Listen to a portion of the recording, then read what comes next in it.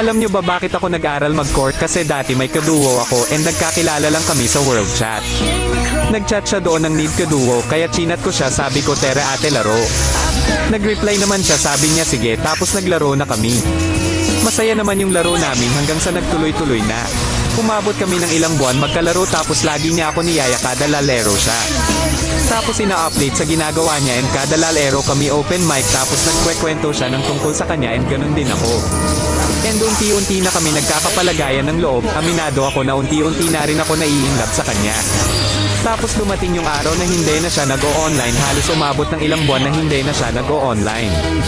Nag-alala na ko kasi hindi ko alam paano ko siya makakontakt dahil hindi ko alam FB niya at sa ML lang kami nag-uusap. Iniisip ko na lang na baka busy lang siya kaya hindi na siya nag-online kasi ang sabi niya sa akin malapit na daw exam niya and magiging busy siya kaya ganun na lang din inisip ko, baka nga masyado na siyang busy ngayon kaya nagsosolo na lang muna ako maglaro, aminado ako na namimiss ko na siya kasi siya yung kaduo na ako lagi inaalala kahit wala naman kami, tapos lagi niya ako sinasabihan na okay lang yan, bawi na lang next game. Tapos isang araw sinubukan ko mag-online ng madaling araw. Sakto naman naka-online siya kaya dali-dali ko siyang chinat.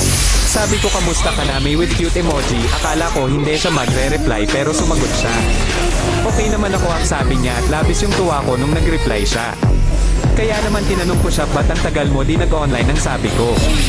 Nagkaroon lang ng malaking problema kaya naging busy ako, sagot niya. Anong problema, sabi ko, hindi ko pwede sabihin ngayon sagot niya. Sa isip-isip ko bakit kaya hindi niya kayang sabihin.